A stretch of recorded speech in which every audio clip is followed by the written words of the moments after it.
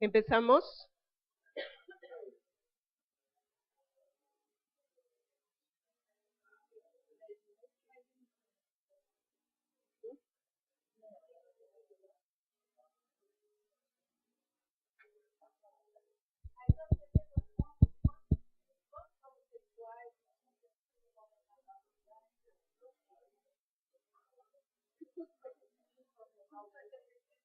Buenas tardes.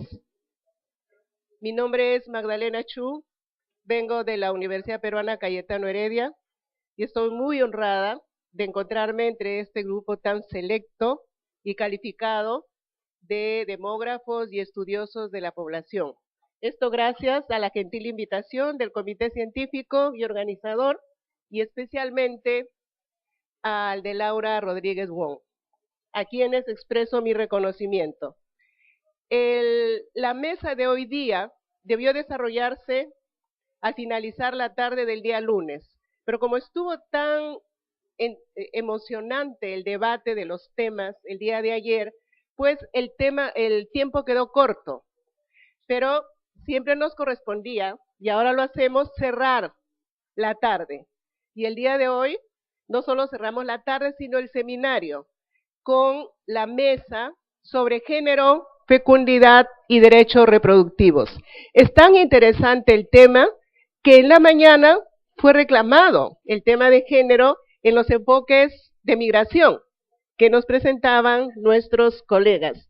Así es que está a cargo de levantar estas expectativas el equipo integrado por André Caetano, José Eustaquio Diniz, no sé si lo pronuncio bien, y Margaret Arilia.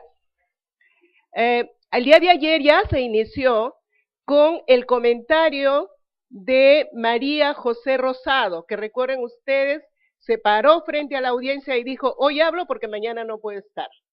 Así que ya se inició el día de ayer y hoy continuamos. Por favor, André. Perdón. Pero de todas maneras tendremos los comentarios a cargo de Ana María Goudani. Disculpen. Entonces, iniciamos dándole la palabra a André, por favor. ¿Tú? José Eustaquio. Gracias. Bom, pessoal, vamos começar a sessão. A gente inverteu para começar com gênero. E o que eu vou apresentar aqui são os dados para a América Latina sobre desigualdade de gênero, alguns indicadores. E a gente vai ver que em relação à Conferência do Cairo, de 1994, houve... em todos esses indicadores, né, ou houve redução, né, da desigualdade de gênero, ou houve, como o Antônio Góes falou aqui, algumas desigualdades reversas. Né?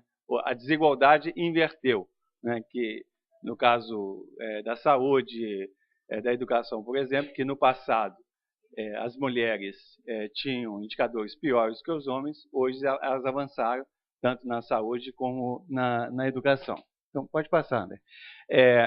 Houve também, a gente não vai dar tempo de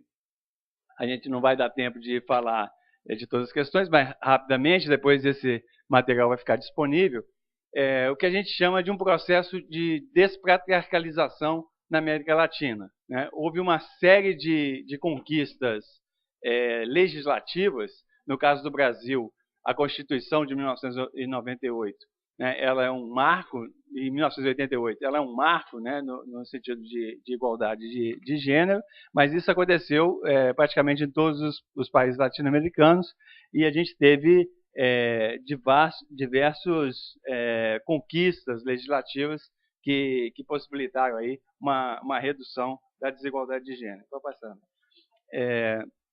Bom, essa transparência aqui é muito... Você tem o point? Aí as linhas são a transição demográfica na América Latina, mas só para mostrar as barras, né, é a mortalidade infantil de meninos e meninas, né, que a gente vê, ao contrário da Ásia, isso não é o padrão mundial, por exemplo, na Ásia, né, principalmente China, um pouco na Índia também, é aqui? Aonde que é o pointer? No meio.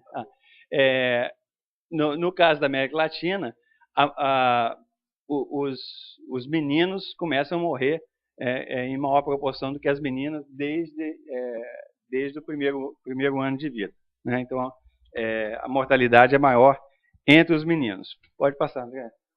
Ah, não, desculpa. Bom, isso aqui é uma... Não, obrigado, desculpa. Eu acordei agora. O que acontece em razão de sexo? A América Latina, ela, desde a sua colonização, ela tinha muito mais homens, né? O tipo de colonização da América Latina.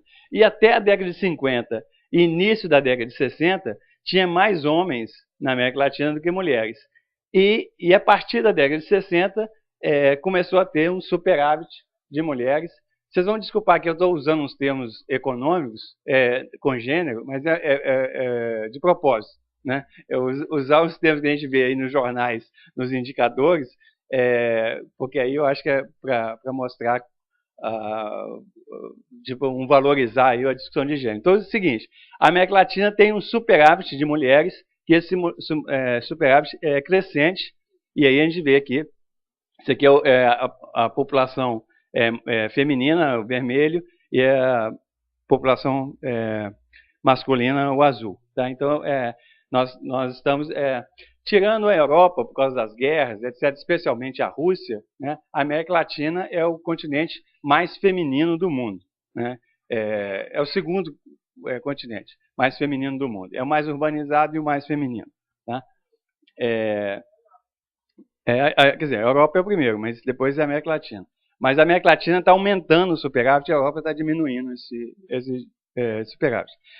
Isso aqui, acho que todo mundo sabe, no mundo todo nasce mais meninos do que meninas, né?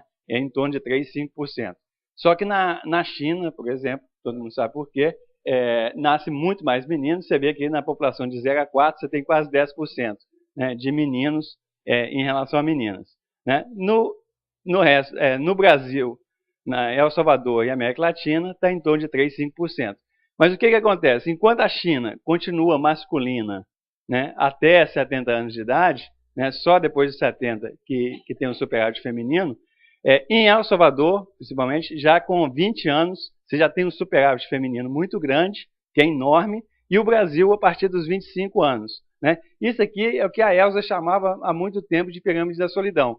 O pessoal criticou a ideia de pirâmide de solidão, porque é aquele negócio assim, a mulher sozinha não é solitária. Tem muita mulher acompanhada que é solitária. Mas, se a gente puser o solidão entre aspas, eu acho que é uma expressão muito interessante, porque mostra um fenômeno demográfico, né, de um superávit de mulheres cada vez maiores. Isso aí no Brasil e no El Salvador é enorme e todo mundo sabe por quê, já foi discutido aqui em outras sessões, a mortalidade, a sobremortalidade masculina, né, que é um tema que não estava muito lá no Cairo colocado e que hoje é um tema, principalmente para a América Latina. Eu acho que a Conferência do Uruguai ela tem que colocar essa questão, né, da sobremortalidade masculina, já aproveitando que eu estou entusiasmado, e falar que é o seguinte, só no Brasil, para vocês terem uma ideia, são 2 guerras do Vietnã. Tá? Na Guerra do Vietnã, em 15 anos, morreram 46 mil soldados americanos em 15 anos. No Brasil, morrem 120 mil homens por ano, só homens, fora as mulheres. Então, nós temos mais de 2 guerras do Vietnã por ano acontecendo no Brasil. E isso é isso que faz essa pirâmide ficar assim. Aqui a esperança de vida, só para falar, a Mary aqui trabalha com o Paloni. O Paloni tinha um texto lá na década de 80, muito pessimista, achando que ia ter divergência entre a esperança de vida do Brasil, da América Latina e dos outros países. Que a diferença ia aumentar. E, na verdade, a diferença, essas linhas, a diferença entre a esperança de vida da América Latina e dos países desenvolvidos, ela tem diminuído. Está tendo uma convergência na esperança de vida. Aqui, em termos de educação, né, que foi tão bem discutido, quando a gente pega analfabetismo, as mulheres têm maior nível de alfabetismo do que os homens, apesar de estar diminuindo para os dois sexos. Mas isso aqui acontece por causa das mulheres idosas, né? Quando a gente pega as gerações mais novas, já teve uma reversão do hiato de gênero. E quando a gente pega aqui no ensino secundário, a gente vê que a taxa de matrícula das mulheres é muito maior do que os homens, e no curso superior também as mulheres é muito maior do que os homens. E o mais importante, a diferença ela está aumentando, né? Vê aqui o caso do Brasil para curso de doutorado. Veja só, quando na Conferência do CAIR em 1994, as mulheres de curso superior já tinham um nível educacional maior do que os homens. O mestrado estava empatado em 1994. Hoje, o mestrado já está 56% de todo mundo que faz maestria, 56% são mulheres e 44% homens. E no doutorado, o último dado que a gente tem é de 2008, são 52% de mulheres e 48% de homens. Ou seja, as mulheres passaram os homens em todos os níveis educacionais no Brasil e na maior parte dos países da América Latina. Aqui, em termos de taxa de atividade, permanece o hiato de gênero, né? Mas as mulheres entraram mais no mercado de trabalho, então o hiato de gênero ele está diminuindo, né? E aí, todo mundo sabe, por causa ainda da divisão sexual do trabalho, que as mulheres têm um maior peso na responsabilidade do trabalho doméstico. Aqui é a taxa de desemprego, pegar em 94, né? Em todos esses anos, as mulheres têm uma taxa de desemprego maior do que a dos homens, né? Nos últimos anos, agora, nessa última década, o desemprego diminuiu, tanto para homens como para mulheres, mas o hiato de gênero ainda se manteve. Aqui em proporção de pessoas de 15 anos com ingressos próprios. Então a gente vê que os homens sem ingresso, né, sem ingresso próprio, os homens têm uma menor proporção de homens sem renda, né, do que as mulheres, mas o hiato de gênero também está diminuindo. Aqui para zona urbana e zona rural, as mulheres sempre têm uma proporção maior sem renda, mas também o hiato está diminuindo.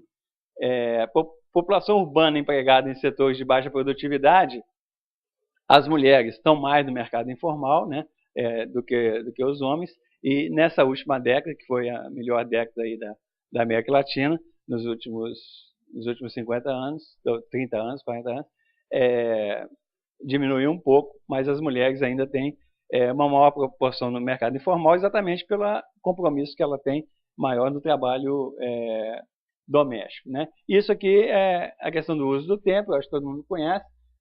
Quando a gente vê o uso do tempo, as mulheres, o que acontece? As mulheres trabalham mais do que os homens, mas só que a maior parte é no trabalho não remunerado. Quando você pega o trabalho remunerado, aí os homens levam vantagem, né? Isso aqui a renda, né, das pessoas, a renda laboral, a renda salarial, e a gente vê que a diferença, quanto que as mulheres ganham em relação aos homens. Então você vê que as mulheres estão se aproximando, né, do rendimento dos homens, mas ainda tem uma diferença importante. A mesma coisa na pobreza. As taxas, principalmente agora no século XXI, a pobreza reduziu, né, na América Latina, mas tanto na pobreza como na indigência tem uma maior proporção de mulheres do que de homens. Oi?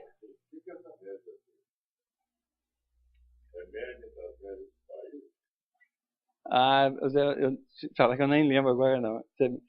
E nem tem tempo de explicar não. Depois eu te mando um e-mail. Não, de procurar aqui a resposta, mas depois eu te mando aqui. E aqui na política, só para falar um negócio seguinte, o pessoal tem uma ideia, né? As pessoas têm uma ideia que é o seguinte: a América Latina é machista, né?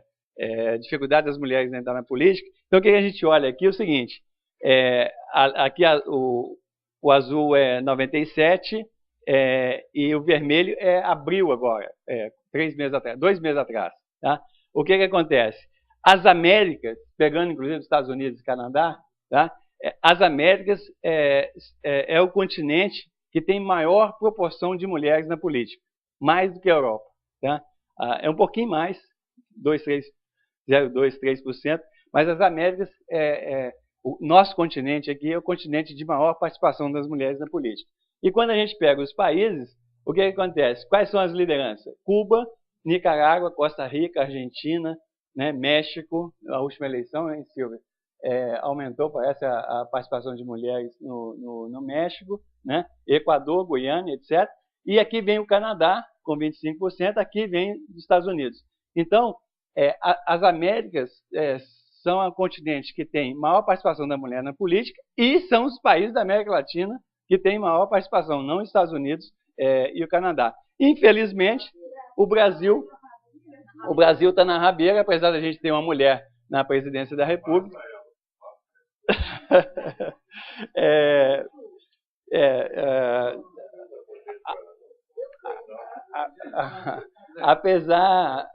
Apesar de ter uma mulher na presidência da República, o Brasil está nos últimos lugares em termos de participação de mulheres parlamentares. Tá? Isso aqui é na Câmara Federal, mas também se reproduz na Câmara Municipal, na Assembleia Legislativa, a participação é muito baixa. Bom, então, para concluir, em relação à Conferência do Cairo, em termos de desigualdade de gênero, o que a gente teve é o seguinte: não houve, praticamente não tem indicador.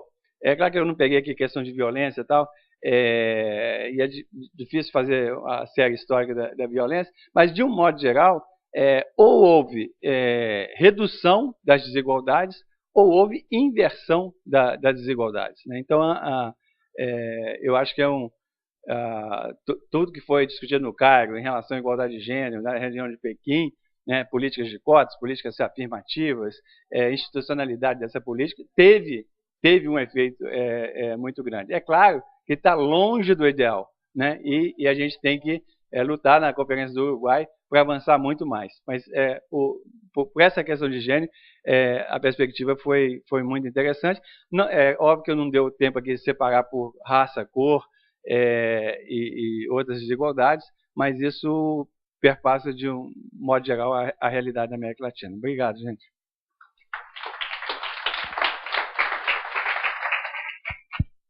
Gracias, Eustaquio. Ahora uso de la palabra André Caetano. Quero agradecer o convite e a oportunidade de estar nesse seminário.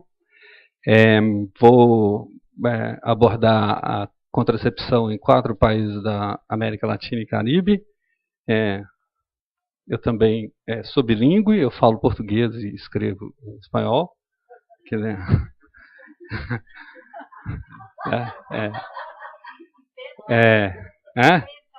Está muito confuso depois de ontem e de hoje. Eu estou muito confuso com o que tem sido falado aqui. E esses países são Brasil, República Dominicana, Honduras e Peru. Por que esses 4 países? Porque tem dados, são os dados mais recentes que eu encontrei. Eu já tenho trabalhado com o Brasil nesse tema. E porque um é no Caribe, o outro é na América Central, um é o Brasil, claro, e o outro é Peru.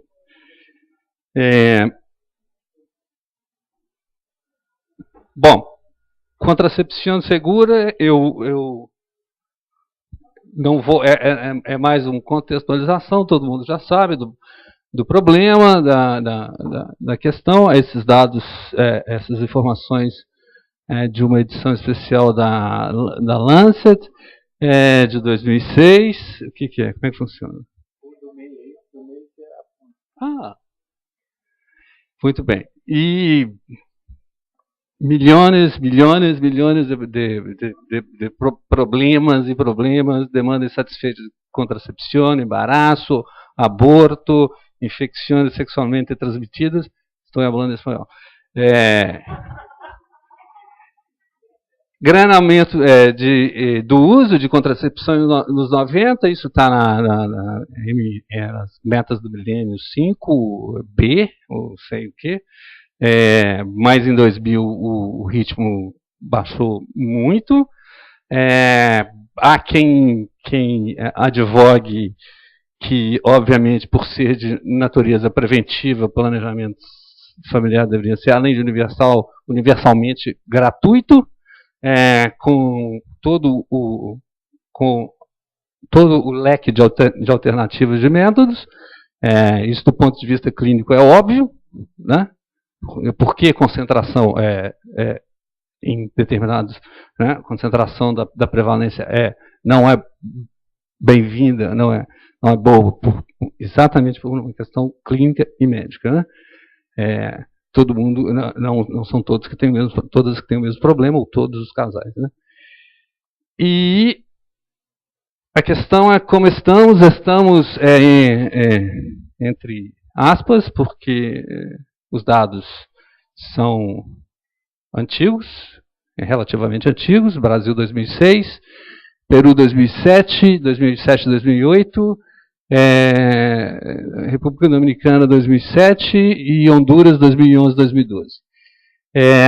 Eu uso o Wealth Index para fazer uma análise descritiva dessas questões aqui, prevalência, demanda insatisfeita, demanda satisfeita e gratuidade no acesso dos métodos para aquelas que têm demanda satisfeita e usam métodos modernos. Porque o Peru, por exemplo, é um caso muito à parte, né?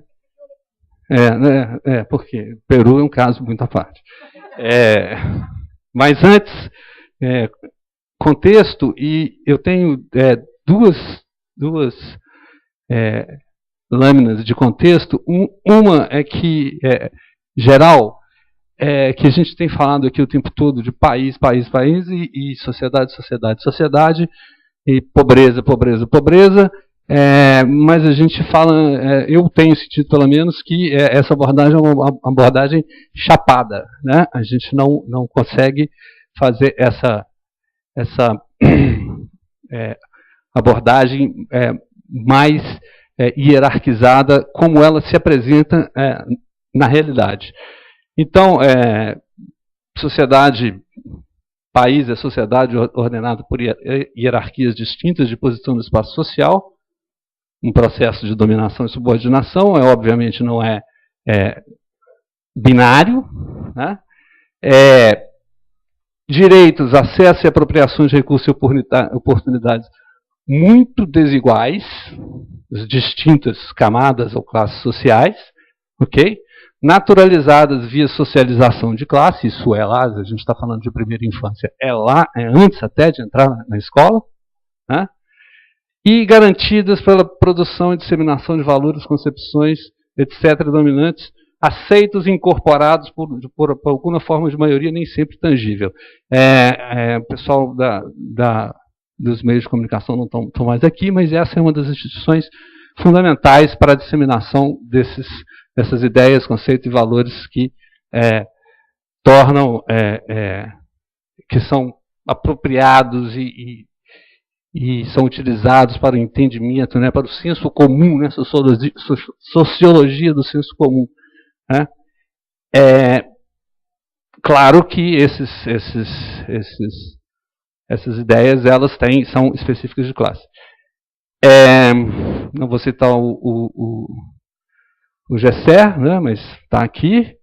Né? Então, definir, colocar na agenda pública, convencer, institucionalizar, fazer valer direito é política bruta. Né? É embate de interesses distintos com grupos com graus de poder e capacidade de impor prioridades políticas, leis, destinação e uso de recursos muito desiguais. E muito como é que fica pregado, né? Muito dos não avanços, né, tem a ver com essa desigualdade de poder. E o Brasil é um vou contextualizar o Brasil porque é um ótimo exemplo, né? Ele também é uma sociedade cujas orientações e os interesses dominantes, né? E as instituições de organização, de interação e manutenção da ordem, do status quo, são classes específicas, e no Brasil, especialmente, se produz uma sociedade com um sistema de privilégios único, talvez, no mundo, talvez em algum país árabe, tenha um dono do poder, seja tão específico como o Brasil. E, como consequência, um grau de iniquidade inconcebível. O Brasil, mesmo com toda a melhora nos anos 2000, tem o 9º ou 10º pior índice de Gini em renda do mundo. Do mundo. Na década de 90, chegou a ser o penúltimo. Isso é só renda. Alguns exemplos. 40% da população encarcerada hoje no Brasil é temporária. Não passou pelo devido processo legal. Quem são? Né? Quem está lá? Qual classe? Na palavra, nos termos do Gessé Souza, a ralé. Né? Ensinança superior, ensino superior gratuito com acesso meritocrático. Isso é uma coisa no Brasil que a educação é um sistema, é um motor de reprodução de desigualdade social.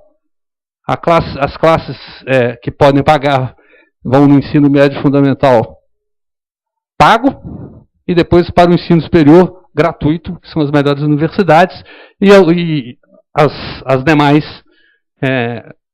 classes vão para o setor público, ensino médio fundamental, e os que chegam na universidade, os que chegam e terminam, na sua vasta maioria, estão no ensino privado, estão no setor privado. 75% das matrículas do ensino superior do Brasil hoje são no setor privado. Só 25% são no setor público. SUS, Sistema de Saúde Pública, deteriorado, subfinanciado, ao passo que a Agência Nacional de Saúde Suplementar está cada vez mais empoderada, né? É uma instância de poder do Ministério da Saúde e representa os interesses privados dos planos de saúde. Exemplo, sistema de aposentadoria para empregados públicos versus sistema de aposentadoria para os contribuintes do setor geral. É um assinte, é uma indecência, é uma pornografia. E poderia seguir por aí, falando várias outras coisas, de como que isso é totalmente natural. Não tem ninguém dominando e não tem ninguém sendo dominado. Não tem ninguém. É assim. Nós nascemos, crescemos e um dia nos damos conta de que é assim. Né? Mas é um país de leis muito bem intencionadas. Né? E um país que sofre de um transtorno bipolar de suas políticas sociais. Esse transtorno bipolar, na educação, na saúde, na assistência social, ele é basicamente originado dessa dicotomia de concepção central e implementação local, num quadro de altíssima heterogeneidade municipal. E quando eu falo altíssima heterogeneidade, não é de população, de tamanho de população, não. É de capacidade operacional, capacidade política, capacidade programática, enfim. É lá no município em que é realmente executada a política social. Para dar um exemplo, a assistência social agora é a responsável, né, se vocês acompanham, o Sistema Único de Assistência Social, descentralizado, é o responsável pelo problema do desemprego entre os pobres. Está a cargo da assistência social dos centros de referência de assistência social, equipamento público, lá na ponta, de promover ações de qualificação profissional, etc., etc., de uma população, infelizmente, perdida. Porque tem menos de 8 anos de escolaridade, tem uma entrada no mercado de trabalho em ocupações de baixíssima qualificação, e por aí vai.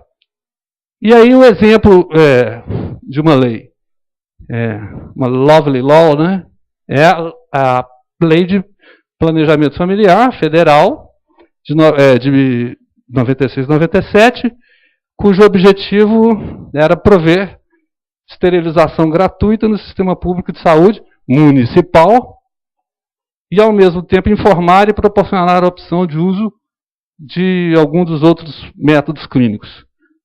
Mas sem nenhum sistema ou mecanismo de enforcement. Né? Nem o porrete, nem a cenoura.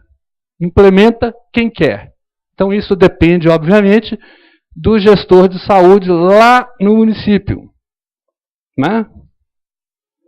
Né? O que acontece lá no município depende do secretário de saúde, de quem ele coloca lá, enfim, é uma confusão do caramba.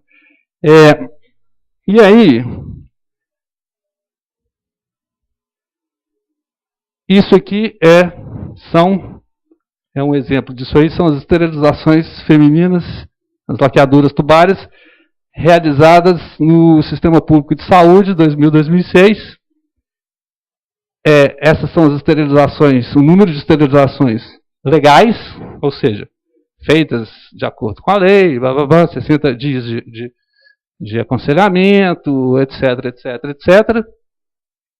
E esse é o percentual que elas representam no total de esterilizações realizadas no SUS, no Sistema de Saúde Público, nesse período. Ou seja, 10% das esterilizações das laqueaduras tubárias realizadas no SUS, nesse período, foram de acordo com a Lei 9263. E esse contexto é porque eu posso interpretar os resultados do Brasil, mas eu não posso interpretar porque eu não sei, eu não conheço os resultados do Peru, da República Dominicana e de Honduras. Então, que ele sirva, pelo menos, de parâmetro de um tipo ideal para ver, a gente analisar quão próximo ou quão distante estamos do que se deve. Acabou? Você está falando sério? Bom, então vou ser super rápido aqui, que eu também não vou... Isso aqui é a prevalência. República Dominicana, 50% de mulheres casadas fecundas, 50%. Honduras, de esterilização feminina. Honduras tem uma divisão mais igual, tem menos concentração. Peru, 1/3 métodos tradicionais. E Brasil é muito parecido com a República Dominicana, menos nos níveis. Ok? E aqui a República Dominicana são os dois principais métodos por quinto de Wealth Index. Então, aqui é o mais pobre e aqui é o mais rico. Então, os dois principais métodos não faz diferença o Wealth Index, mas pílula decresce com o aumento da condição socioeconômica. Honduras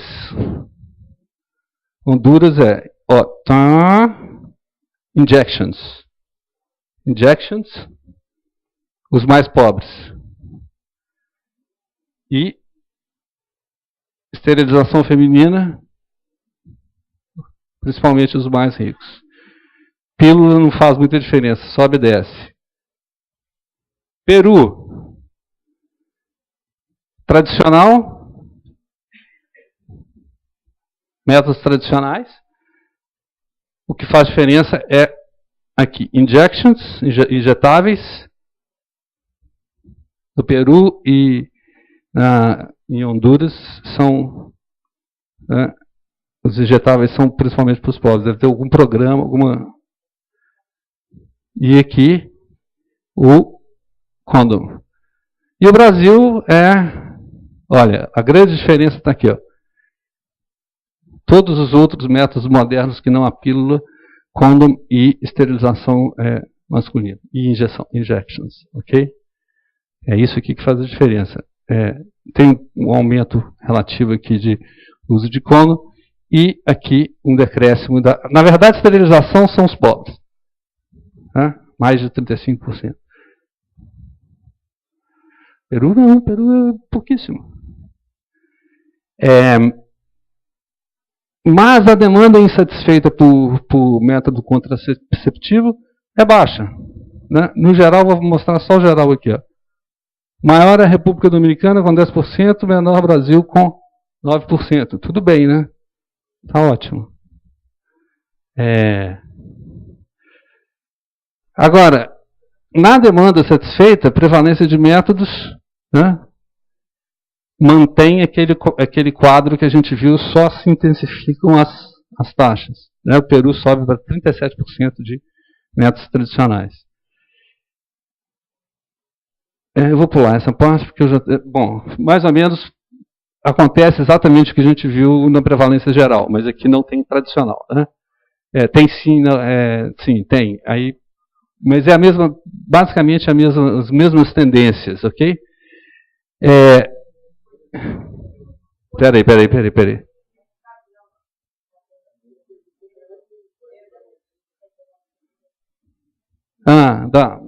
Sei lá. Bom, mesma coisa para a República Dominicana. Honduras, também a gente vê o mesmo que a gente viu antes, com muito mais esterilização feminina. Peru, eu não sei porque eu devo ter repetido o quadro, porque esse aqui não devia estar aqui, o tradicional, mas vê-se da mesma forma. Brasil também repete, né? E por fim, para terminar, se a demanda satisfeita foi, se os usuários, a última fonte foi, né, o último acesso foi em fonte privada ou não, né, ou se foi pago. Né? Então, o Brasil é sempre, principalmente aqui, olha, metade do segundo quinto pagou pelo método utilizado. Quase um terço dos mais pobres pagaram pelo método utilizado. Tá? Nesse sentido aqui não tem tradicional. Né? Quem está mais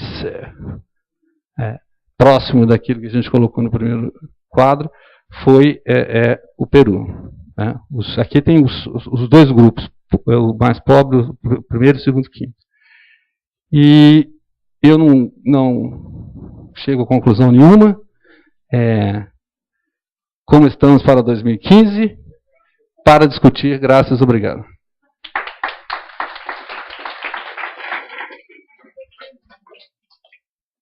Gracias, André. Enseguida hará uso de la palabra Margaret.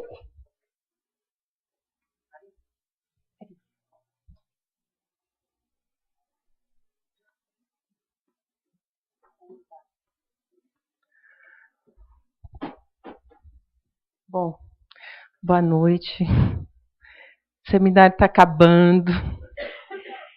E eu vou tentar ser o mais breve, mais rápida possível. Para dizer a verdade... Espera.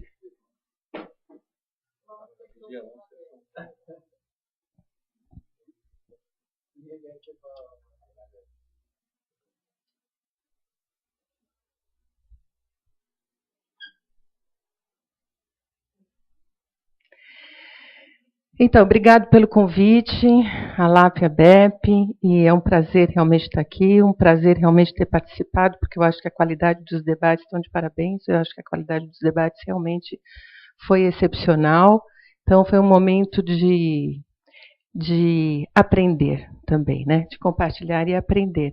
Então, com o passar dos 2 dias, eu fui ajustando, né, a apresentação que eu tinha feito inicialmente para poder não repetir em excesso algumas ideias e talvez aproveitar para trazer algumas coisas que eventualmente não tivessem sido ainda exploradas.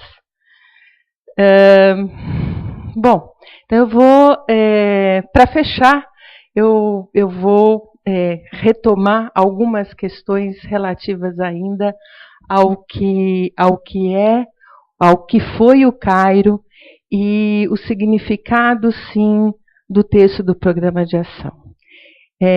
Muito rapidamente, né, como a gente falou nesses 2 dias, então o Cairo representou, eu acho que aí a grande inflexão, né, como já foi dito, a entrada de novas atoras sociais que ampliam, em definitivo, o universo da abordagem das temáticas das conferências de população anteriores.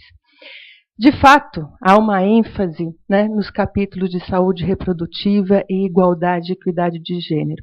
A gente vai ver posteriormente numa tabela que vai aparecer logo aí, né, que um trabalho meu eu contava para o Jorge, né, um trabalho meu de 1999, e que colegas, pessoas próximas diziam na época, você não explorou o suficiente. Eu dizia, bom, é que não era o momento de explorar e vir a público dizer que realmente o texto da Conferência do Cairo, como o Jorge, durante esses 2 dias, tentou ir mostrando, é um texto que tem todo o seu valor político, mas que tem várias complicações, né?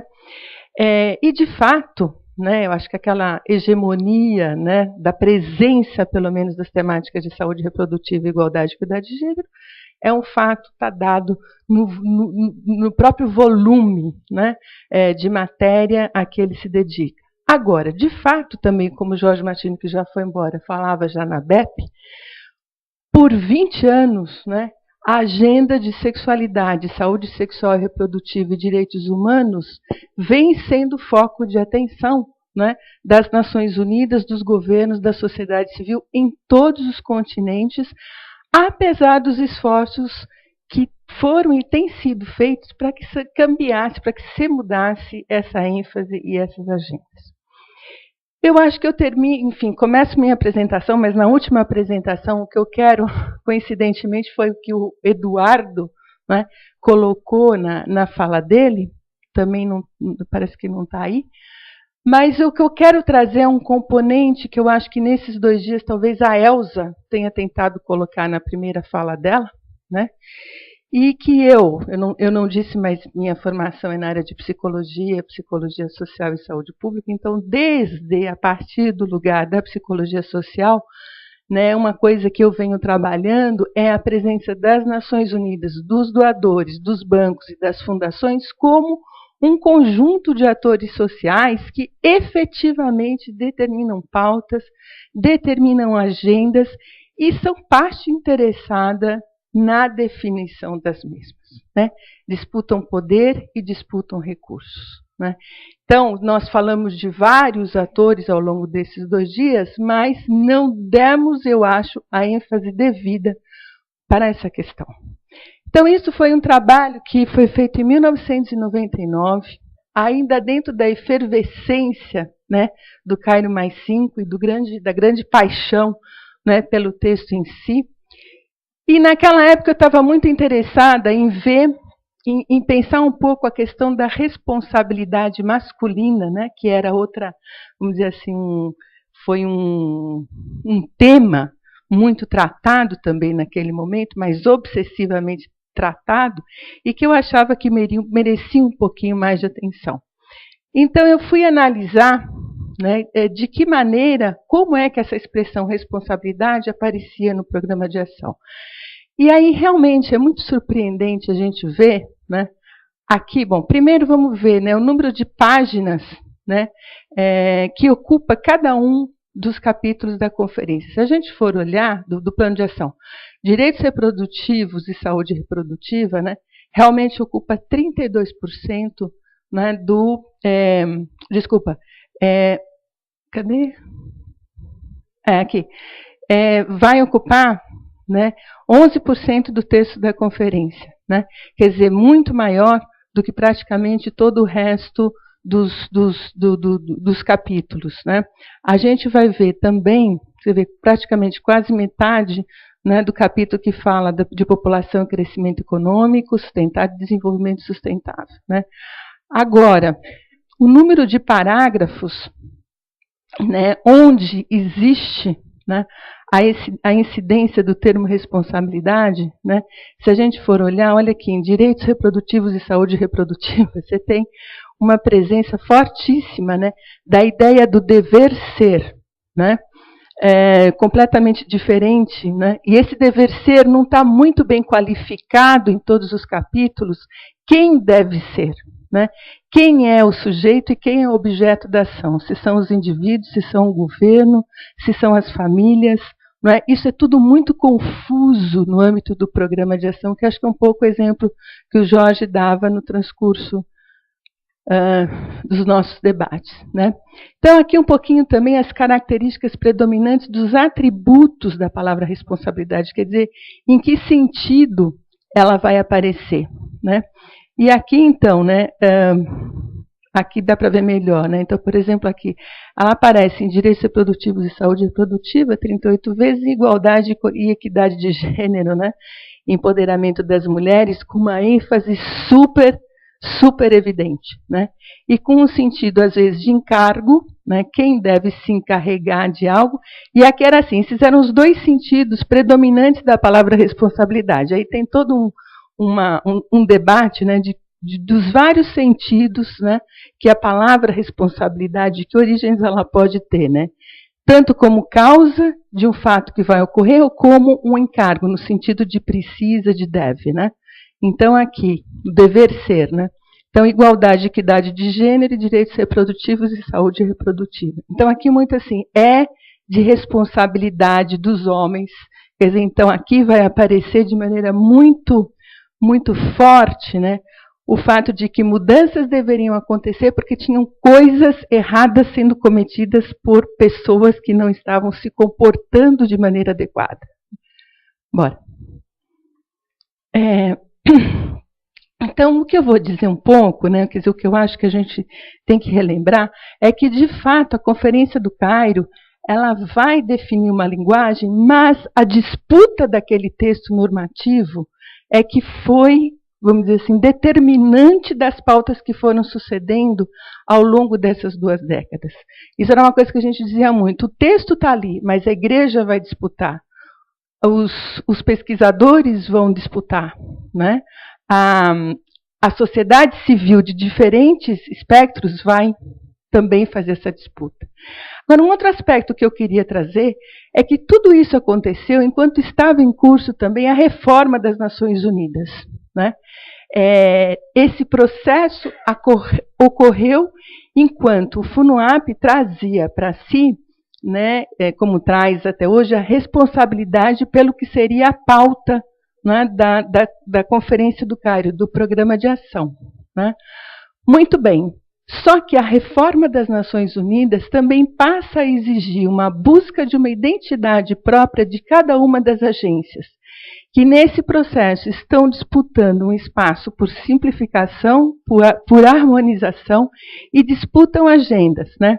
Então, por exemplo, no caso do planejamento familiar, havia toda uma problemática dentro do FUNUAP, porque, por um lado, é uma agência que sempre foi conhecida como agência de planificação familiar, de planejamento familiar, né? Então, o seu lugar de excelência no âmbito do conjunto das agências era o de ser conhecido e de ser reconhecido, de ser legitimada como agência que fornece contracepção, né? E, ao mesmo tempo, buscava ampliar a sua atuação para um leque muito mais amplo de ações no campo de população, né? Então, isso, de certa maneira, quer dizer, o FUNUAP também operou, o que eu venho querendo mostrar para vocês é que, na verdade, as coisas não saem do além, né? Quer dizer, no sentido de que as Nações Unidas também se apresentam para os países de maneira extremamente ambígua, muitas vezes, né? E aquilo que a gente às vezes diz, né, o que o Zé Marcos, acho que não está mais por aí, mas ele dizia, bom, mas muitas vezes o FUNUAP não dá atenção para isso, não dá atenção para aquilo, mas, na verdade, isso não é uma questão simples, na verdade, é uma disputa que está em curso, né? Vai, pode passar. Além disso, nesses 20 anos, né, o FUNUAP e todas as agências foram atravessados pelo surgimento dos gols do milênio, né?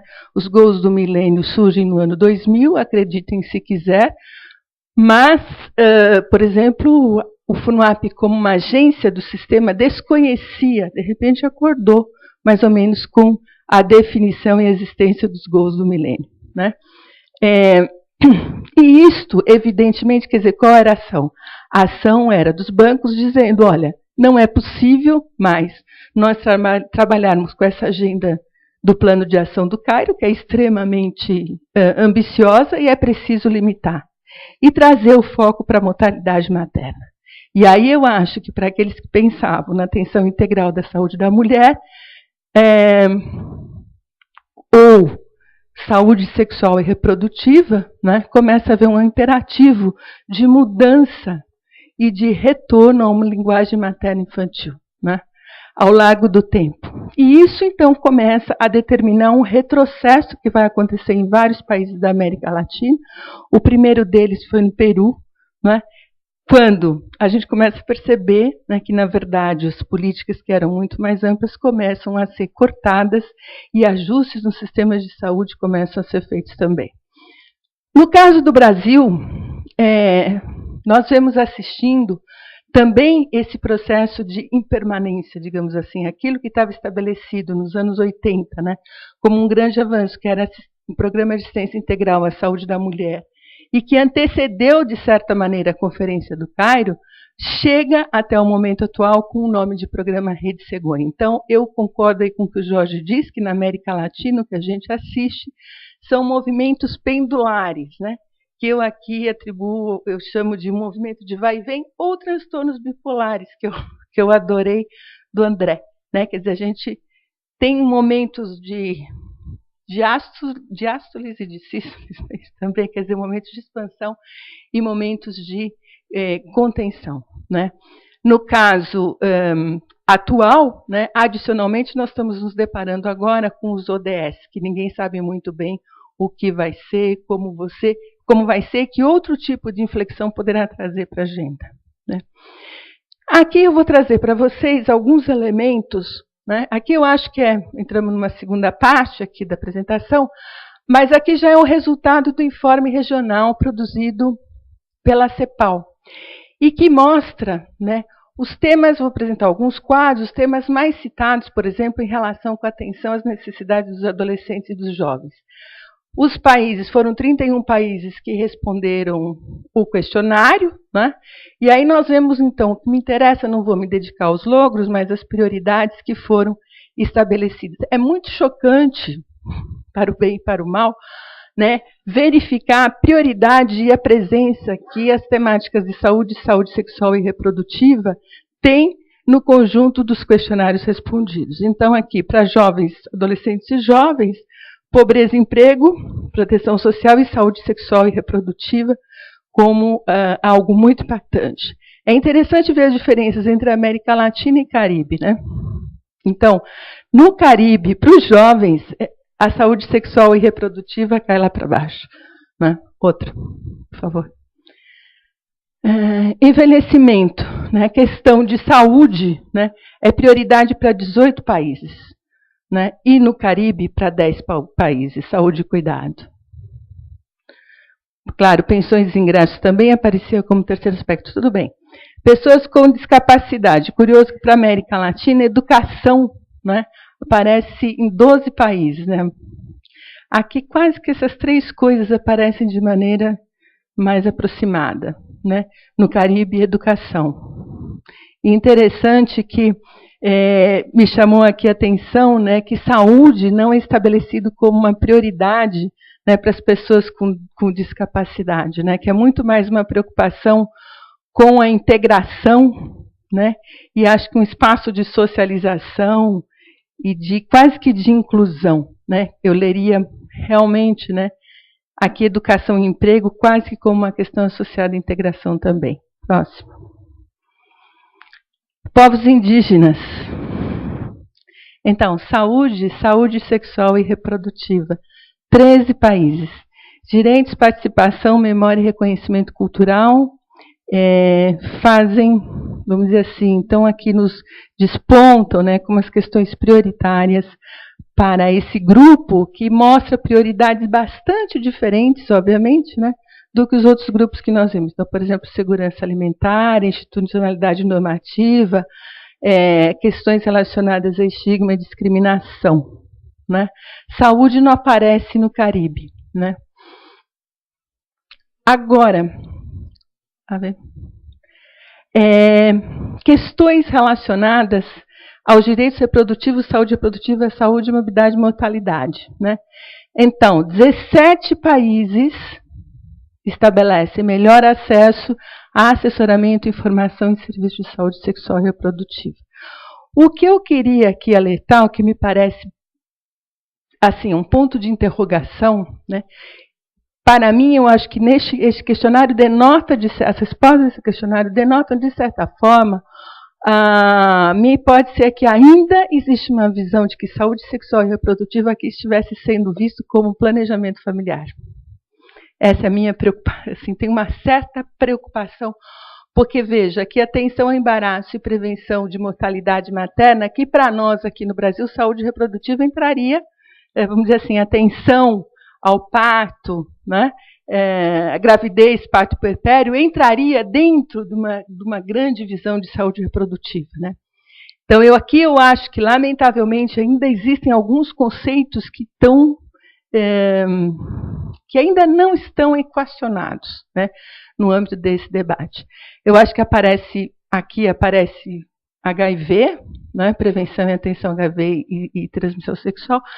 Aborto inseguro, só 4 países. Só 4 países da América Latina, né? Aparece junto com câncer e redução de mortalidade infantil. Quer dizer, então isso aqui é alguma coisa para a gente pensar direitinho, né? Por outro lado, eu acho que vale a pena considerar aquilo que o governo disse, por exemplo, aqui na nossa reunião de ontem, que eles diziam, o questionário é ruim. O governo dizia, o questionário é ruim.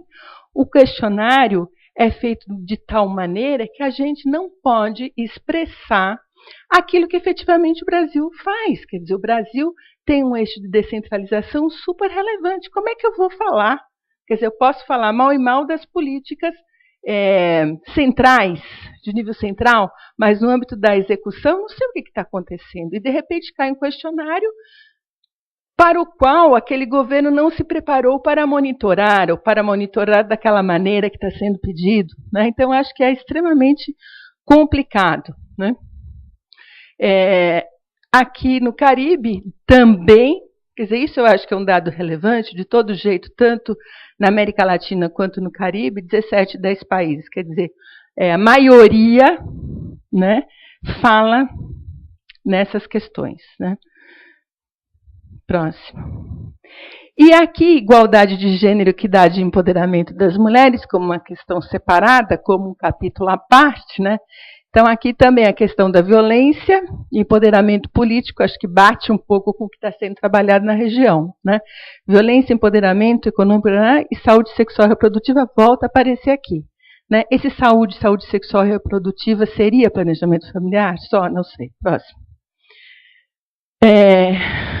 Bom, de uma maneira geral, né, o que eu quero enfatizar, já que a gente terminou essas tabelas, é que me impressiona a forte presença das questões de saúde, né? A forte presença das questões de saúde, que eu acho que isso vai ter que nos levar a pensar seriamente nas questões dos sistemas de saúde na região, né? Bom, de uma maneira geral, né, o que a gente sabe da região, que a gente já falou muito, que eu estou chamando enfoque restrito e inconstante em relação aos direitos sexuais e reprodutivos em vários campos. Brasil, Colômbia, e aqui direitos reprodutivos, por favor, não leiam só como aborto, não leiam só como planejamento familiar. Aqui nós estamos falando de tudo aquilo que se refere a funções e processos biológicos e sociais, tal qual aparece ali nos parágrafos do Cairo, que vários de nós sabemos alguns de cor, né?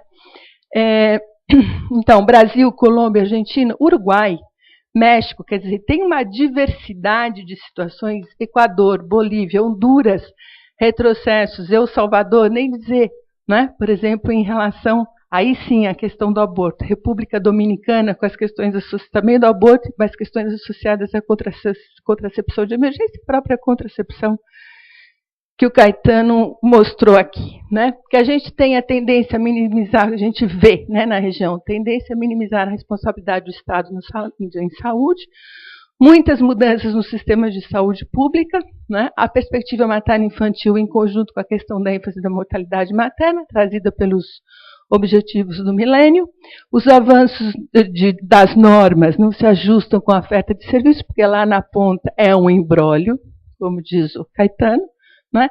E também toda a questão das interferências das igrejas e da moral religiosa na política pública, né?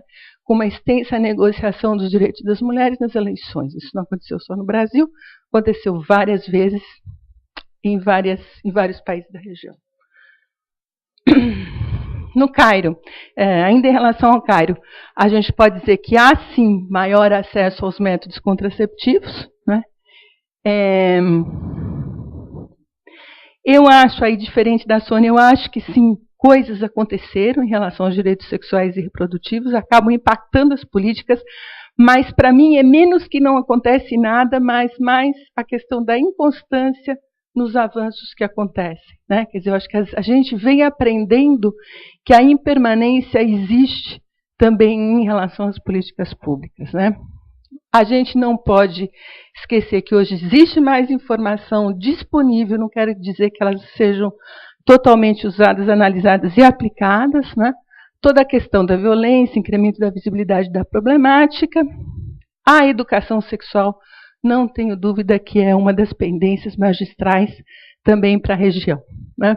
Para os jovens, né? Pouquíssima atenção em relação ao aborto inseguro como causa de redução de mortalidade materna, ou de mudanças nas leis. Quer dizer, então, acho que educação sexual e aborto realmente são questões, são dívidas, digamos assim, que as sociedades têm na região com as mulheres, né? De todo jeito, a situação do aborto, pelo que se pode pesquisar nos países com leis restritivas, né, há indicações de que a gente sabe que a mortalidade por aborto vem reduzindo e, sobretudo, isso se deve à questão de mais acesso a serviços e a introdução de tecnologias mais seguras, né, como é o caso do misoprostol. O que eu acho, e aí eu estou com o Zé Alberto, nós teríamos que radicalizar nas questões de saúde e educação. Eu acho que não temos como escapar disso, né? Se as questões de saúde continuam como estão e se elas são prioridade da forma como os países respondem, né? Com qual seriedade, né, nós vamos abordar a questão do que sucede nos sistemas de saúde no mundo, na região, né? Se fala aí, né, que nessa questão dos gols aí de 2015, a questão da saúde está evidenciada, e que um dos temas é a do financiamento, né? Resta saber se é só o financiamento ou se nós temos, e é o que nós temos, muito problema na gestão da saúde, né? Quer dizer, uma vez equacionada a questão do financiamento, nós vamos ter qualidade na gestão, nós vamos efetivamente conseguir equacionar as questões? Bom, uma outra coisa que eu acho, eu aí não sei, eu tenho a impressão que a demografia poderia dar uma enorme contribuição se dedicasse muito mais às questões da demografia da saúde, né?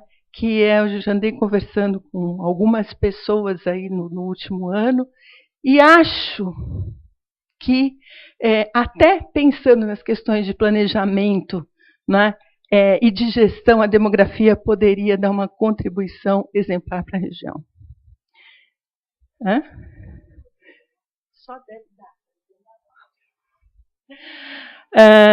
Aqui coisas rápidas em relação a que de fato a questão do financiamento é um imbróglio, né? De novo, né? O Brasil investe, gasta muito, mas ainda gasta pouco e gasta mal, parece ser, né? Não é de agora, é desde sempre, viu, Ildete? Então, os líderes do ranking de financiamento gastam, no geral, 20 vezes mais que o Brasil, né? O Brasil ocupa uma posição ruim em relação ao investimento em saúde, né? Considerando despesa do Estado por habitante, e ele tem uma atuação 40% mais baixa que a média internacional em saúde. Está abaixo na região da Argentina, do Uruguai e do Chile. Já acabei? Não, falta. Aqui, rapidinho, um quadro de 2010.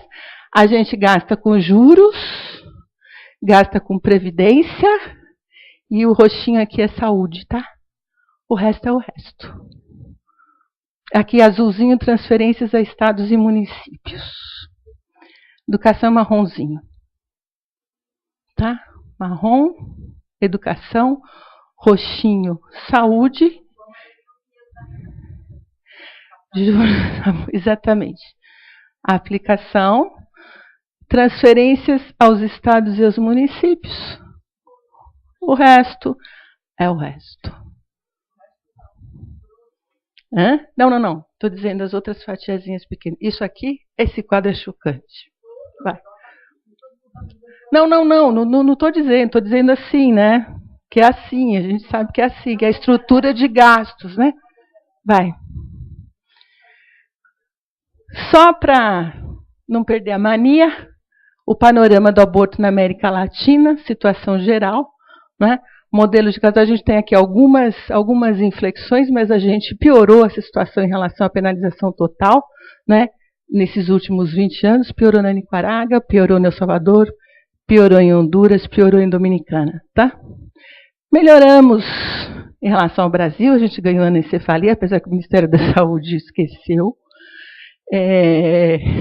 Né? Tá por aí, né? Assim, uma coisa intermediária e uma questão que a gente melhorou no México, aqui a gente melhorou no Uruguai, né? Eu acho que está meio 0-0, né? Deu empate. Aqui esses dados vocês já devem conhecer, né? A gente tem as 3 causais. Uma vez eu gosto de uma frase do Zé Marcos que ele disse, quando esses dados foram publicados, ele disse, puxa, mas se a gente tem essa situação, o aborto é muito impactante como um método, uma situação de redução, uma ação de redução da fecundidade para as brasileiras, né? Uma em cada 5 mulheres de 35 a 49 anos fez um aborto, então 20% da redução do aborto, da redução da fecundidade pode ser atribuída à situação do aborto no Brasil. Aqui as questões gerais da oposição, dos religiosos, as iniciativas dos conservadores. Não vou me deter, eles não merecem. Aqui, a questão, para a questão do aborto, nós temos uma situação que é absurda no país. Há 20 e tantos anos ou mais, eu e a Regina já fizemos um trabalho sobre isso, mostrando a relevância, né, de substâncias comprovadas, de alta eficiência, de alta eficácia para a resolução de um abortamento, estudada no mundo todo, aplicada em alguns, que é a questão do misoprostol e mifepristone, que estão proibidos na Anvisa, né? Quer dizer, eles só existem para uso hospitalar e para aborto legal, e olhe lá, quando o governo consegue comprar, mifepristone não tem aprovação, ninguém nem tentou introduzir no Brasil, porque sabe as dificuldades, né? Então, eu acho que isso é um tema também, acesso a tecnologias e direito à informação, que também está vetado pela Anvisa, né? A questão do VIH-Sida, quer dizer, uma coisa que aí a Regina pode falar um pouco mais no debate, mas hoje também é grande questão, quer dizer, o acesso à tecnologia para incremento da resolução de certos nós no campo da saúde sexual e reprodutiva. Os homens são também uma outra grande pendência da Conferência do Cairo, né? As mulheres estão sofrendo nos sistemas de saúde ou na dificuldade da entrada neles, e os homens estão sofrendo nos presídios, né? Eu acho que é uma questão extremamente difícil que nós deveríamos realmente enfrentar, porque acho que, na verdade, o que a gente está vendo, que o texto da Conferência do Cairo mostra, é uma visão do masculino extremamente cristalizada na perspectiva do homem trabalhador, heterossexual e pai de família, que deve ter responsabilidades. Eu não posso mais continuar, porque eu tenho que ir embora, e aqui a minha colega também está preocupada com o horário. Bom, só faltam duas. Então eu vou ler essas duas que são rapidinhas. Então, o que eu quero dizer é que eu acho que nós precisaríamos enfrentar de verdade, né, a questão da situação dos sistemas de saúde no Brasil e na região, se é que a saúde sexual e reprodutiva, entendida em toda a sua complexidade e integralidade, é de fato um tema importante para nós, né? Os avanços científicos deveriam estar disponíveis com direito a acesso e informação em todas as nossas temáticas. A laicidade, que já foi super falada aqui também, né, como uma condição sine qua non, né? É isso. Obrigada.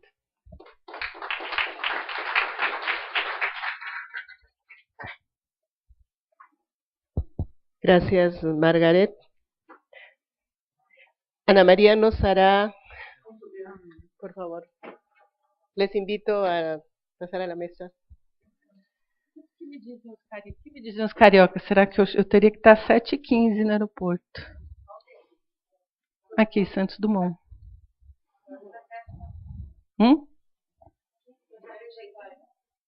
Já.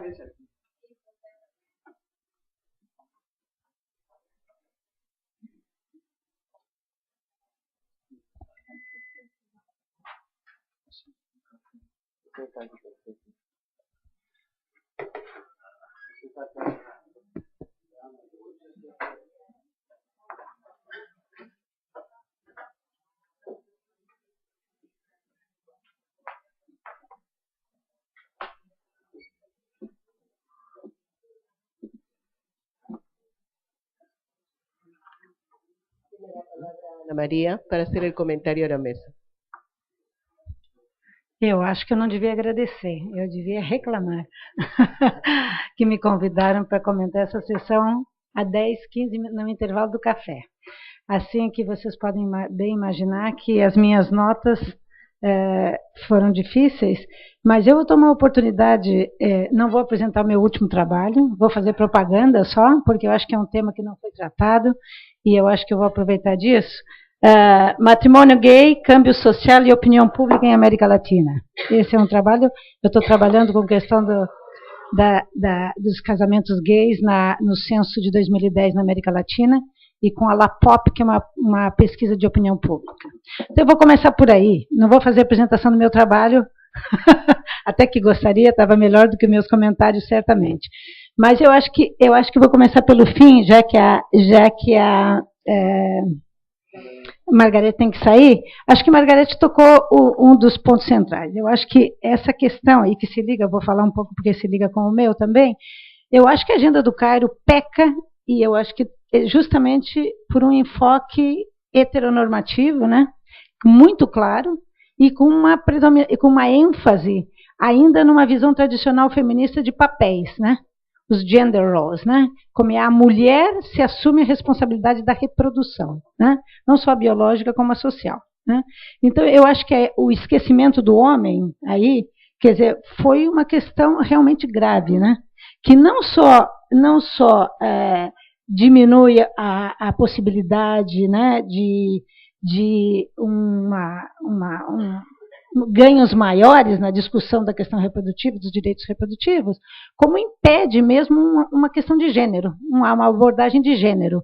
Eu acho que em muito sentido, e eu diria, e posso estar pecando aqui, de que esses retrocessos, o que vocês estão chamando a bipolaridade, ou coisa, eu acho que isso tem que ver com o avanço conservador, né, das forças conservadoras, e eu acho que aí é uma brecha clara quando se trata só de um lado da equação, que se trata de saúde reprodutiva da mulher.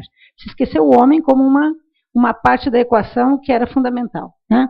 E aí eu acho que várias destas outras forças conservadoras tomam partido, né? E esse backlash, eu acho que não vem por acaso, né? Aí as igrejas tomam para si esse papel de uma volta atrás, né? Não só na América Latina, mas em todo o mundo. E aí essa questão da laicidade que tu falava, né? E eu gostaria de ter feito comentário quando a Sônia Malheiros propôs que a Secretaria da Mulher levasse ao Uruguai uma proposta clara sobre a questão da separação igreja e Estado, a questão da laicidade. E eu queria muito ter comentado, mas infelizmente eu tive que sair, que eu acho que se a gente pensa em levar essa questão da laicidade, que eu acho que é fundamental para uma discussão de uma nova agenda, eu acho que não seria uma laicidade, essa secularização com quem aquele modelo tradicional separação igreja e Estado, eu acho que não se aplica no sentido tradicional em que a gente pensava. Eu acho que tem estudos mostrando, tanto para o Brasil como para a Argentina, nesta discussão dos matrimônios gays, o papel das igrejas neste processo. Acho que o caso argentino, e eu não sei se tem argentinos aqui que pode ajudar, a Marcela, claro, né? Quem poderia ser melhor que a Marcela? Né? E o Rogério também. Quer dizer, fica muito claro, eu acho que o Vagione trabalha muito bem, quer dizer, de que não se pode mais falar de uma igreja única, né? Que tem divisões muito importantes, como também na igreja brasileira, né? E também não se pode falar desta separação Estado e Igreja, porque hoje a gente sabe que, apesar da crítica aos partidos políticos, a gente tem bancadas evangélicas e católicas dentro do Congresso e dentro da Câmara que tem uma atuação muito clara e uma influência muito clara sobre o debate político, né? Por que não se aprova aborto? Por que não se aprova, né?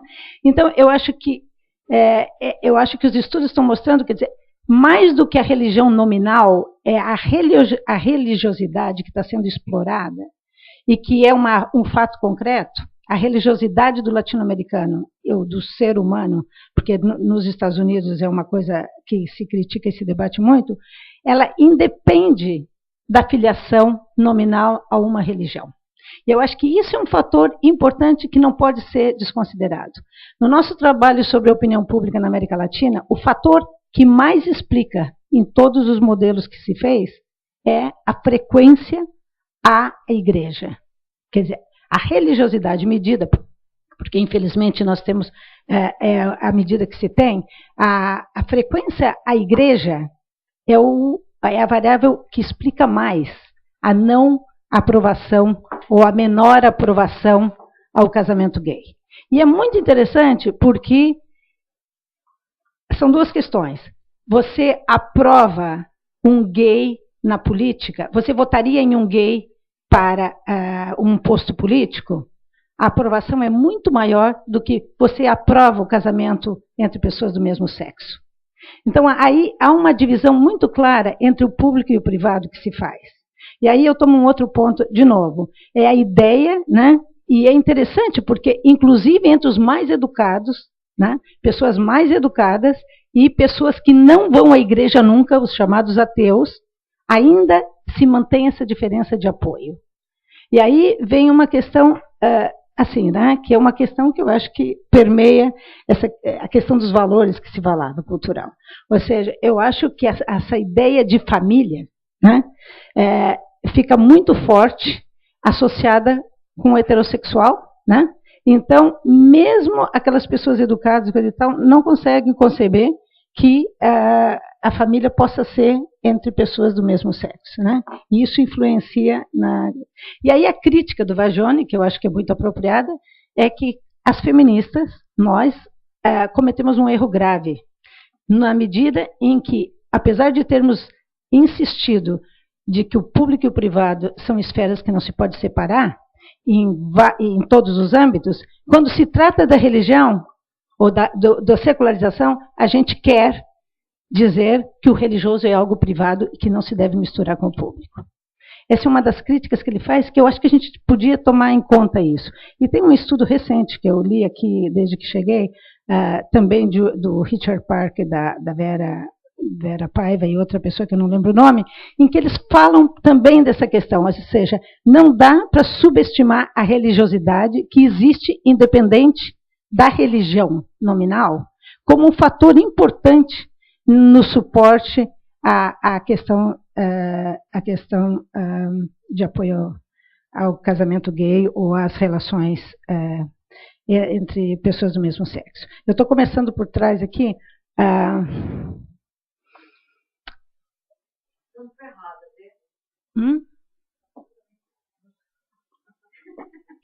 Começando aqui.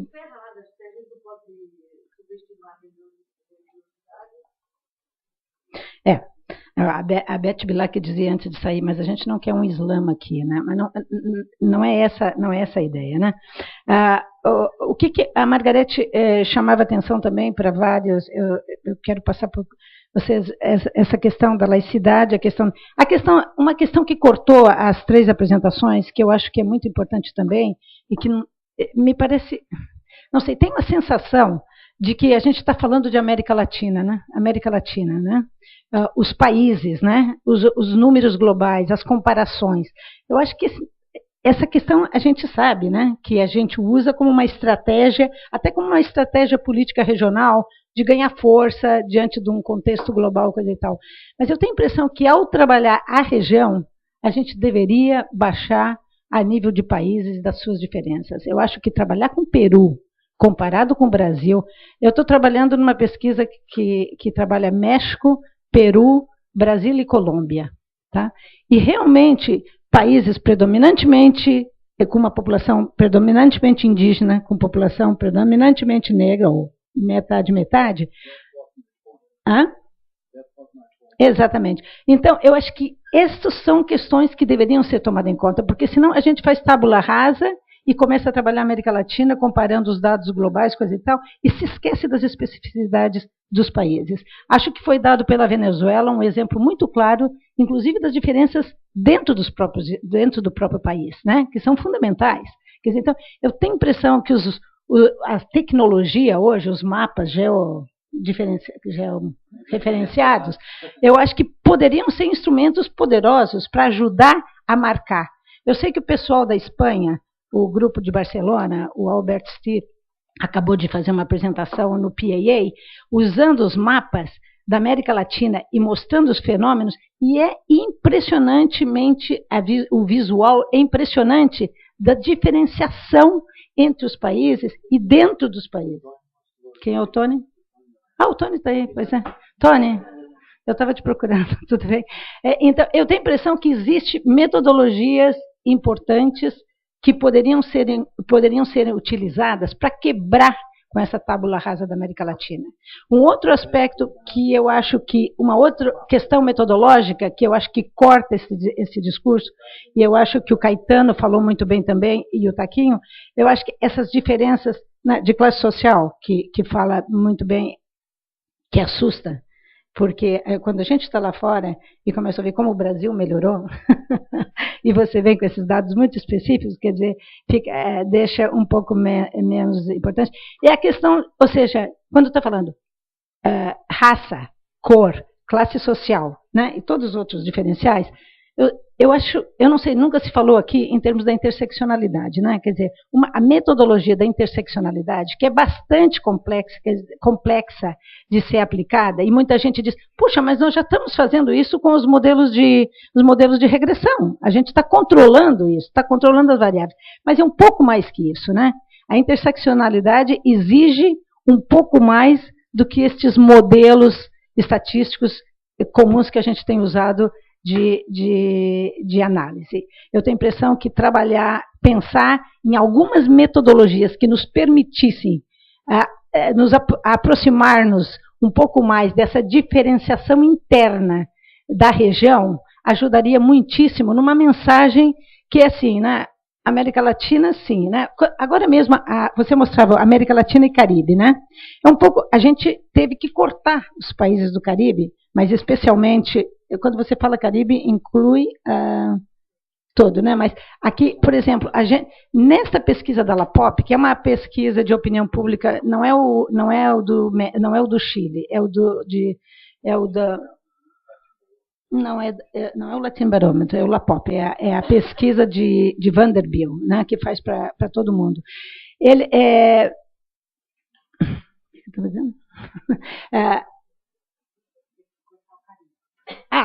tivemos que cortar os países das Guianas ali, porque é o seguinte, o Caribe inglês ali, porque os níveis de apoio da população daqueles países tanto os gays participar da política de casamento de same-sex era menos que 1. Ele nos distorcionava todos os dados da América Latina. E aí a gente pensou, bom, mas o que está acontecendo, né? Então, são vários países ali, né? Das Guianas, não só os anglos, os francos também. Aí a gente descobriu, né, que durante a colônia, as leis de sodomia, que são vigentes ainda hoje, pois é, que a gente pensava que era da colônia, elas estão vigentes ainda hoje e, portanto, afetam o dia a dia das pessoas. E claro que afetam não só a opinião, mas, obviamente, que os valores e tudo isso, né? Então, ou seja, tem questões muito específicas dentro da região que deveriam ser consideradas, né? Acho que isso é uma questão... Desculpa, Ana, eu vou ter que me retirar. Muito obrigada, obrigada pelos comentários, obrigada mesmo. Eu tinha outras coisas. Bom, alguém me conta depois. Não, mas eu também não tenho tempo de tomar cada trabalho em si, né? Tchau, obrigada. Agora eu acho que eu vou voltar para o taquinho, né? Eu vou voltar. Tem quase nada, né? Não, uma questão que foi falada, eu tinha pedido a palavra na sessão anterior, mas eu acho que voltou essa coisa aqui também de diferentes formas, e não tive a oportunidade de falar antes, que o Crespo, o comentarista da sessão anterior, eu acho que lembrava, ele falou muito sobre uma questão que é a variável política, né? Como é que, eu acho que na demografia a demografia política, né? A variável política a gente evita. A gente fala de políticas públicas, não sei, mas essa questão política mesmo, né?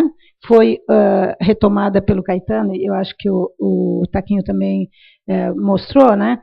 Quer dizer, o jogo de poder, das forças de poder que definem as políticas sociais, tanto a nível internacional, de uma agenda internacional de Nações Unidas, de bancos, de financiadores, como ao interior de cada país, esse jogo de forças, eu acho que a demografia tinha um pouco ou seja, um pouco fazer a demografia política. Eu acho que a gente precisa trabalhar com as variáveis políticas. Claro que a gente sempre menciona, o poder, mas como é que isso está interferindo diretamente? Né? Como é que, para dar um exemplo, né? Como é que realmente, acho que tem o grupo do CFM, eu não vi, do CFM não, é a CFM de Brasília? É CFM não? A Guacira, né?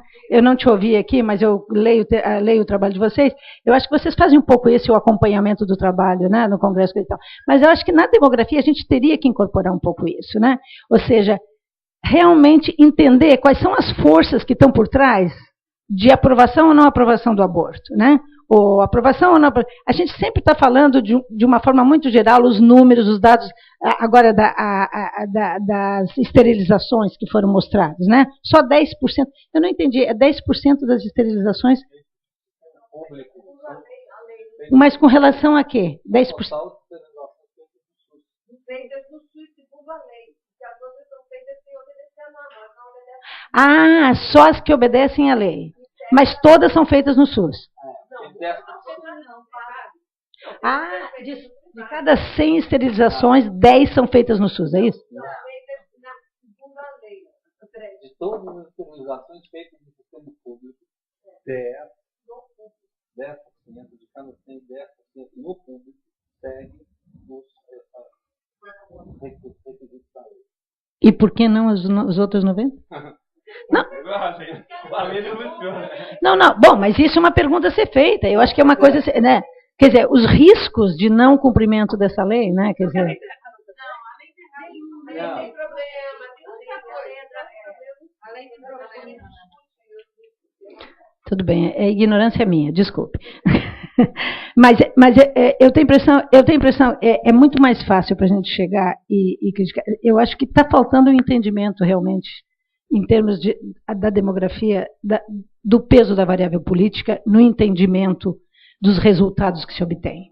Eu acho que essa questão das agendas internacionais e da agenda específica dos grupos de poder locais, igreja, os conservadores, coisa e tal, eu acho que é um aspecto central a ser entendido para poder entender o que está acontecendo, né? Porque eu acho que o Crespo falou um pouco nisso, e eu acho que é uma questão central. Eu não sei, quer dizer, quando a gente está falando da igreja, o papel da igreja, coisa e tal, quer dizer, a igreja é um braço importante, né, da política brasileira. A gente sabe desde quando, né?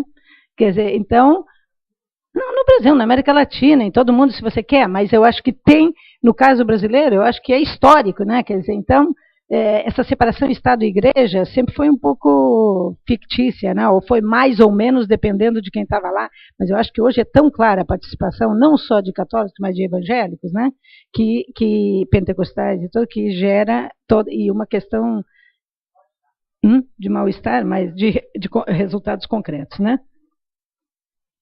A diversidade regional no interior dos países, bens a serem implantados, individualismo versus coletivo, né?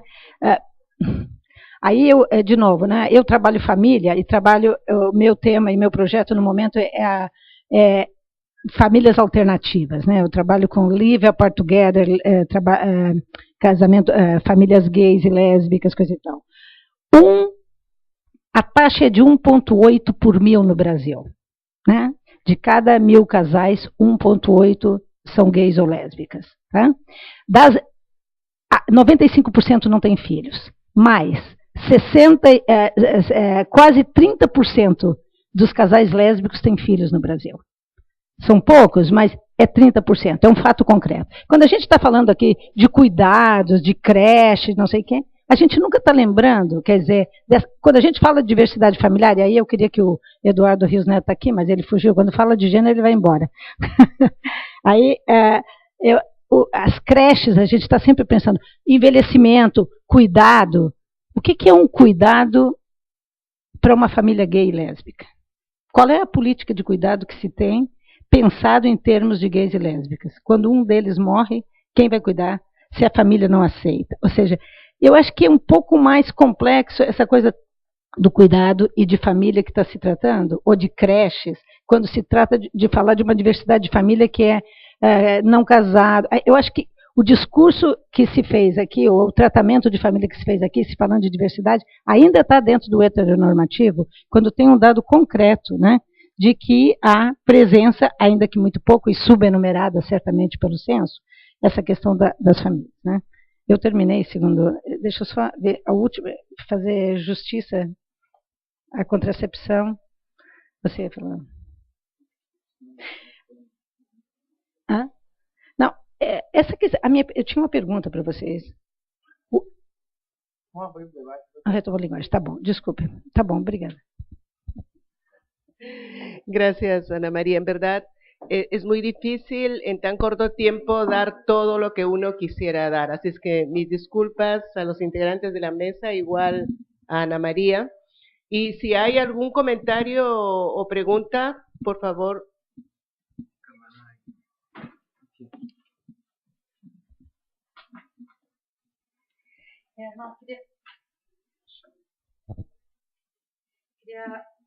Tá funcionando? Tá. Queria só retomar, falar com o André, quando calcular os indicadores de necessidade insatisfeita, para a gente tentar medir, dar um passo a mais. A necessidade insatisfeita parece tão pequena, né? 10%, 8%.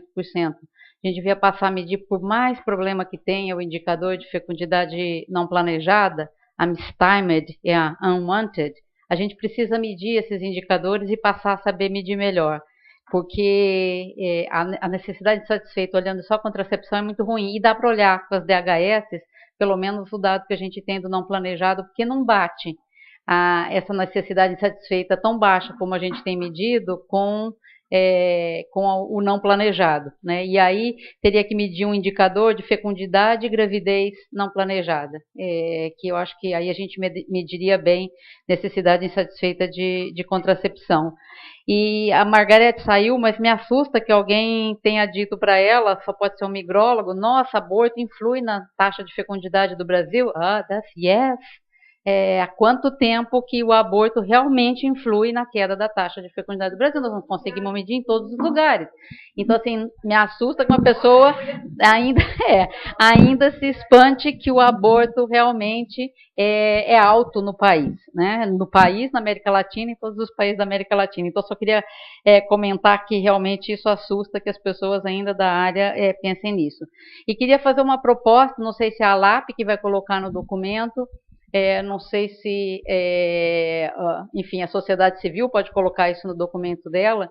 O Brasil já tem avançado, a gente já tem usado, tentar mudar o nome planejamento familiar para pelo menos planejamento reprodutivo, por dois motivos simples. Não é mais família, a gente quer pessoas, é planejamento para as pessoas e principalmente para incluir os jovens, se não para outra coisa.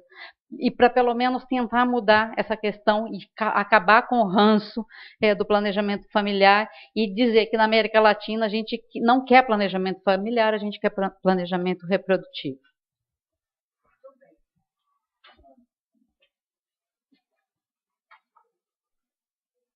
Primeiro eu quero super apoiar aqui a Suzana, porque uma coisa que as pessoas não sabem, mas no pré-Cairo houve uma enorme batalha com os atores institucionais para que o capítulo não tivesse o termo planejamento familiar. Entendeu? Nós suamos a camisa, nós botamos em brackets várias vezes. Pois é, não, mas isso é que eu digo. Suamos a camisa, tá certo? Mas não dava, realmente não dava, isso não ia passar nunca. Mas o que eu quero dizer é que houve um esforço enorme para que o termo fosse abolido.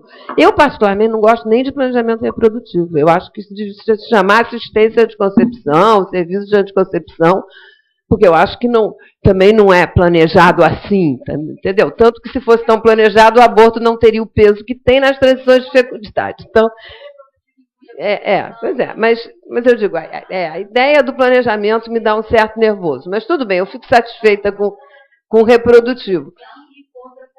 Agora, se a gente conseguir abolir isso na região, eu acho que vai ser uma batalha árdua de novo, seria bárbaro levar isso como agenda, porque é uma espécie de promessa não cumprida, entendeu? A coisa perdida lá de 94, que quem sabe a gente faz, pelo menos dá um bom debate, né? Pode ser que a gente não leve, mas vai dar um bom debate de novo, eu acho, né? Em Montevidéu. Agora, o que eu queria fazer... tem algumas coisas que é para botar na mesa para debater. Comentário, Ana. Não é só o Caribe que tinha... O Caribe ainda tem leis coloniais, do crime de sodomia, em alguns casos que se aplicam também às mulheres, como é o caso de Trinidad, depois de uma reforma recente. Mas lei semelhante foi abolida na Nicarágua, na reforma penal de 2007, que foi a mesma que aboliu o aborto. Ou seja, eliminou-se o crime de sodomia e agora o aborto, que tinha um aborto terapêutico, está completamente eliminado. E no Panamá, no ano seguinte, tá certo? O que eu quero dizer é o seguinte, não é só um problema dos países de herança do colonialismo inglês, entendeu? Nós tínhamos o problema semelhante entre nós, né? E o meu comentário geral sobre a mesa, é pena que a Margarete não está aqui, é que eu acho que a questão da desigualdade que o André trouxe é possivelmente a questão mais importante que a gente teria que continuar olhando, né? Então, a minha pergunta para o Taquinho é: o exercício que a gente fez no Brasil sobre gênero foi muito enfático na questão das desigualdades intragênero, né? Como há uma distância brutal entre as mulheres, tá certo? Eu acho que a mesma coisa tem que ser pensada para a América Latina, né? Como é que são esses dados para o conjunto da América Latina, né? E para a Margarete, que não está aqui, eu concordo com ela que o tema da saúde é um tema fundamental, mas eu penso que essa dinâmica das privatizações, dos seguros básicos, tudo que diz respeito a concepção do sistema de saúde e seu funcionamento em anos recentes, também só pode ser compreendido na sua relação com a desigualdade. Tá certo?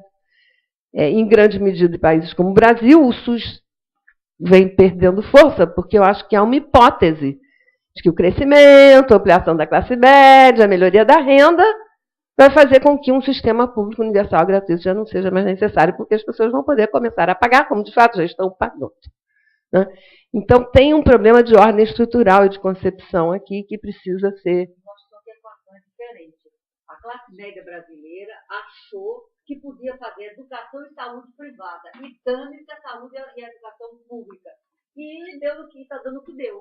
É o contrário do que você está dizendo. Não. O que eu acho que é um conjunto, é a sociedade, é o Estado, tem um conjunto que resulta nisso, tá certo? Resulta no que a gente está tendo, que é o que André descreveu, quer dizer, um SUS que se deteriora. Por que ninguém diz que descontar imposto de renda, seguro saúde e imposto de renda é imoral? Creo que, perdón, André era... Bom, ele não terminou, não. Terminou? Não, só vou comentar o comentário da Suzana. São duas medidas diferentes. Demanda insatisfeita é do momento de referência da pesquisa. O unwanted ou mistime são dos últimos 5 anos. É mais calendário, pode ser uso, mau uso, descontinuação, enfim. Sim, mas não necessariamente não significa que a pessoa não tenha acesso. Né? Sim, isso que eu estou dizendo. São duas medidas diferentes. Elas não refletem o mesmo evento. Ou a mesma condição que você está querendo. Concordo em gênero, número e grau. Só estou dizendo que são duas informações distintas. Mistimed e unwanted não necessariamente significa não acesso. Acesso não significa o uso apropriado ou o uso devido ou, enfim, atenção de qualidade. Né? É meramente cobertura.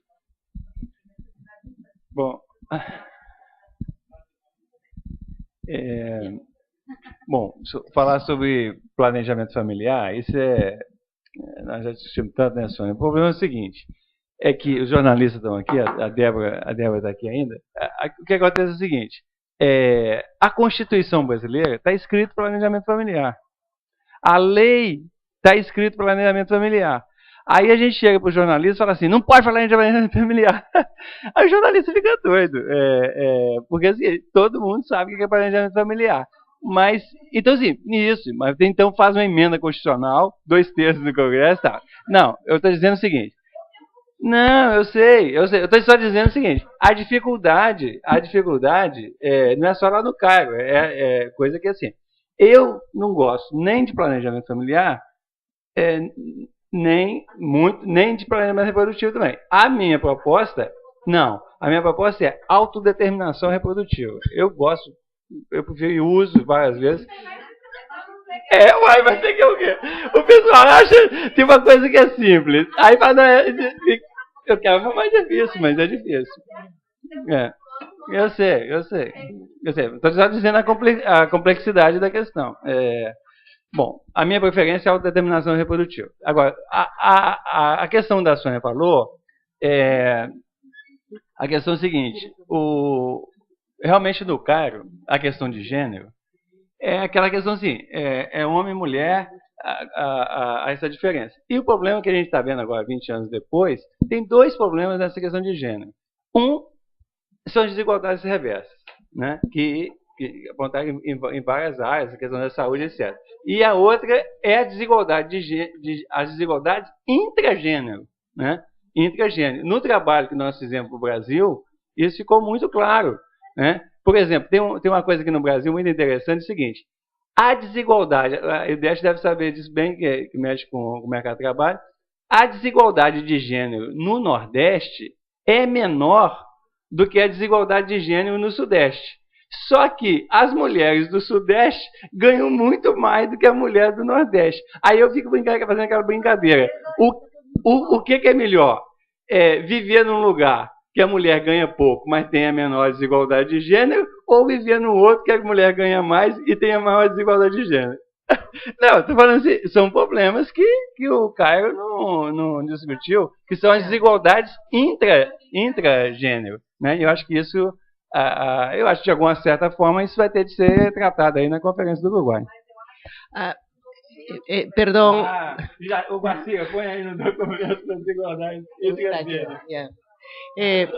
Disculpen que vamos a dar la palabra a Ana María, pero muy breve, por favor, porque todavía nos falta la relatoría y creo que hay muchos temas que van a incluirse en la planificación de la agenda futura, que es el siguiente momento. No agotemos todos los temas porque todavía nos queda, creo, bueno, toda la agenda futura. Por favor, Ana María. No, es que porque voy a hablar español.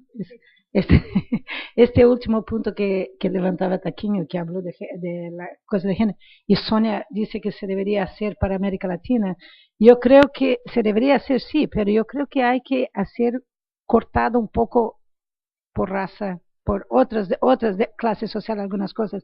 Pero ahí yo creo que hay un aspecto que yo no oí, a lo mejor no estaba acá, que es esta cuestión del motherhood penalty, ¿no?